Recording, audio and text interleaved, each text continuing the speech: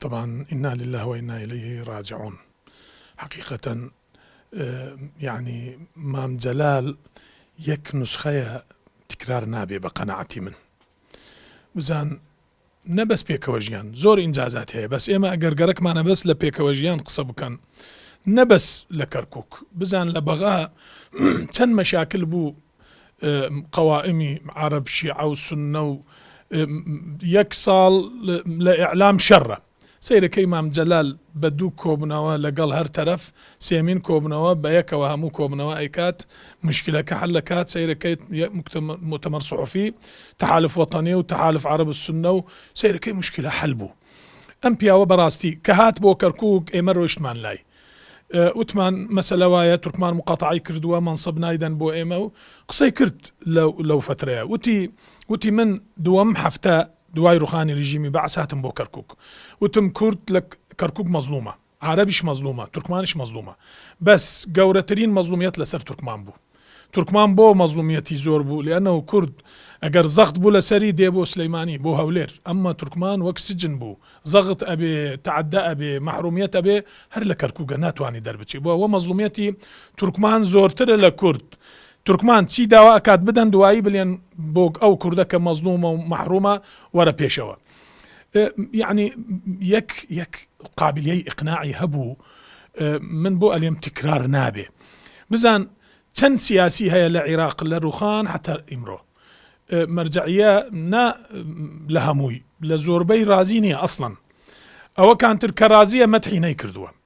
الوحيد يك سياسي مدحي كردوا مرجعية كأويش مام جلالة كنخوش بو روشت بو أردن سيد وتي ملة عراق دعاي خير بكن بو مام جلال لأنه صمام أمان العراق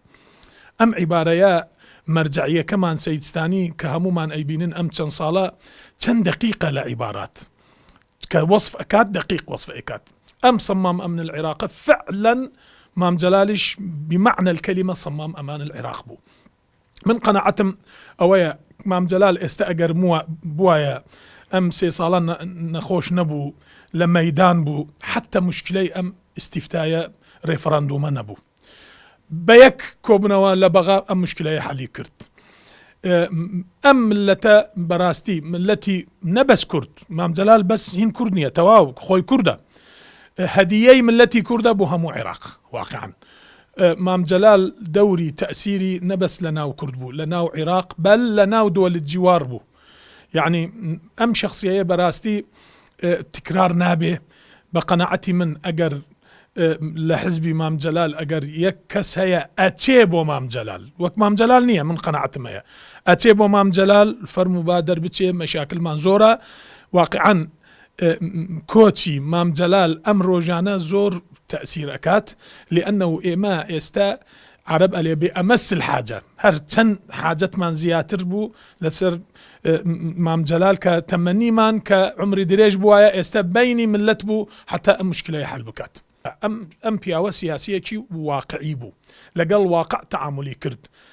بس سياسي مام جلال هريمي كردستان قيشت ام مرحلة كسير كي وقت جنة استا لبغا ولا جنوب عالم دي يك حفتا بس بو سير كردن ام سياسة لبغا ام انجازاتا كرد تركمان من وتم يكروج هات بو كركوك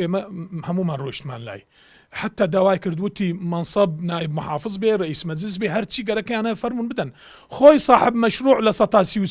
سيوسيبو اصلا ام مشروع خوي مام جلال عرضي كرد لوقت يرفض بو ام لاولابو تنفيذ نبو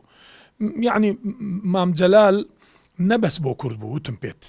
بو تركمان بو مسيحي بو يزيدي بو عرب سنة وعرب شيعة بو بل بو دول الجوار بو خوي يك روج وتي اگر يك مانج اجازة بدن بروم بو دول الجوار او كاتا زور مشاكل مان بو لقل دول الجوار لقل السعودية وكويت وتركيا واردن وسوريا زور مشاكل مان بو وتي يك مانج بدن الروم لقل همويان كوبنوا اكم اقناعيان اكم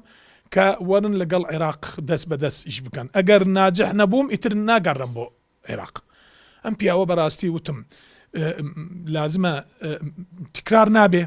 بس لازمة محاولة سياسية كان لبرا كرد كان محاولة بكن تقليدي أما ما يبكن خوا عافيك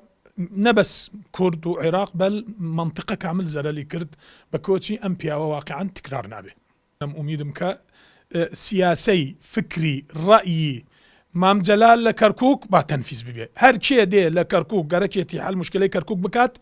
با بڕۆ بخوێنی مام جەلال ڕەئی چی بوو لە مەسەلەی کەرکووک بە ڕەئی مام جەلال بکات ئێمە هەمومان رازیم. پێشەکی سەرخۆشی لە خۆمان و لە خەڵکی عێراق و کوردستان و بە تایبەتی ئێمەی تورکمانەکان سەرخۆشی لە خۆمان و لە خانەوادەی جەنابی مام جەلال دەکەین. بەڕاستی خەم و پەژارێکی گەورە بوو بۆ هەمومان. جەنابی مام جەلال سمبوری پێکەوە ژیان و ئاشتی و برایەتی بوو. جەنابی مام جەلال ڕۆڵی ئینکار ناکرێ. رجل الدبلوماسیە و رجل الوئام رجل القائد مەهامی گەورە هەبوو لەسەر عاتقی جەنابی مام جەلال بە بەساتەت بە ڕوحیەتێکی برایەتی و پێکەوە ژیان چارەسەری دەکرد و بە تایبەتی لە شاری کەرکووک ئێمە جەنابی مام جەلال وەکو تورکمان هەموو کاتێ بە باوکی خۆمان داماندەنا قوتابخانەیەکی گەورە بوو. بەڕاستی هەموو کاتێک هەموو لایەنەکانی خردەکردەوە هەموو ئەترافەکانی خردەکردەوە لەسەر مێزی گفتوگۆ بە ئاشتی و پێکەوە ژیان. فعلاً جەنابی مام جەلال دائیمەن هەنگاوی یەکەمی ئاشتی و تەبایی و پێکەوە ژیان بووە. جەنابی مام جەلال توانی بەڕاستی هەموو فڕەقەکان خڕ بکاتەوە لەسەر مێزی گفتوگۆ بە ئاشتی و برایەتی و تەبایی. جەنابی مام جەلال توانی بەڕاستی خصوصاً لە شاری کەرکووک ڕۆڵێکی باش ببینێ دوای پرۆسەی ئازادی بۆی کە کورد و تورکمان و عەرەب خڕ بکاتەوە لەسەر مێزی گفتوگۆ بۆی بتوانێت ئیدارەیەک دروست بکەن. ئیدارەکە ئیدارێکی پێکەوە ژیان و ئاشتی و منەسق بێ. لەگەڵەوەشدا جەنابی مام جەلال زۆر جار بەغدای بەجێ دەهێشت دەهات بۆ شاری کەرکووکدا دەنیشت لە بەغدا لە کەرکووکدا دەنیشت بۆی کە جۆمان لێ بگرێ وەکو خەڵکی کەرکووک. تایبەتی ئێمەی تورکمان بۆ تورکمانەکان بەڕاستی هەموو کاتێ من دەڵێم وەکو باوک وەکو برا گەورە و بە یەک چاویش تەمە بەک چاو بە یەکسانی تەماشای هەموو قەزیەکانی دەکرد. دائیمەن حەزی لە ئاشتی بوو لە پێکەوە ژیان. جەنابی مام جەلال هەموو کاتێ لە بەغدا و بەڕاستی چاوی دەبڕە کەرکووک بۆ ئەوەی کە بتوانێت کێشەکانی کە لە کەرکووک هەیە چارەسەری بکات. دائیمەن دەبێ ئێمەی دەگوت هات بۆ کەرکووک ئێمە و کاتە لە ئیدارە لەگەڵماندا دەنیش دەیگوتوەرن ئێوە دەبێ کەرکووک حالەتێکی تایبەتی هەیە تایبەتمەندیەکی خۆی هەیە دەبێ ئێوە بتوانن دانیشن بە ئاشتیانە و بەبرایەن لەبەرەوەی کە بتوان تەوافقێک دروست بکەن ئەو تەوافقە منسەجم بێ لەگەڵ ئەو واقعی کە لە کەرکووکدایە و دائیمەن ملاحەزاتی ئەدا بە ئیدارە و بە مەجلیسی محافەزەی کەرکووک و بە خەڵکی کەرکووک دەوێت محاولەکەن کەرکووک بێ بە نموذەج بۆ پێکەوە ژیان و ئاشتی بۆی کە کێشە دروست نەبێتن هەموو منەتەوەکان بگا بە مافی خۆی. و من لێرەوە دەڵێم جەنابی مام جەلال هەموو کاتێک داکۆکەری یەکەم بوو بۆ قەزی تورکمانی. بەڕاستی هەموو کاتێ ئێستا لە ناو میلەتی تورکمانە کە باسی جەنابی مام جەلال دەکەی دەیگوت بەڵێ جەنابی مام جەلال لە کەرکووک داکۆکەری یەکەم بوو کە جەنابیشان سەرۆکۆماری عێراق بوو. لەو کاتیش زۆر جار مەهامەکانی خۆی بەجێ دەهێشت لە بەغدا دەهات بۆ کەرکووک بۆی کە بتوانێت تەوافق و وئام و انسجام لە بینی ئیدارە و مەجلیس و خەڵکی کە دروستکە. بەڕاستی ئەوەی جەنابی مام جەلال کردی شتێکە قوتابخانەیەکی گەورەی قەت لەبیر ناکرێتن و ئەسەریشی لە ناو دڵماندایە لە ناو ڕوحماندا دەژی. بەڕاستی قەت لە یادی ناکەین.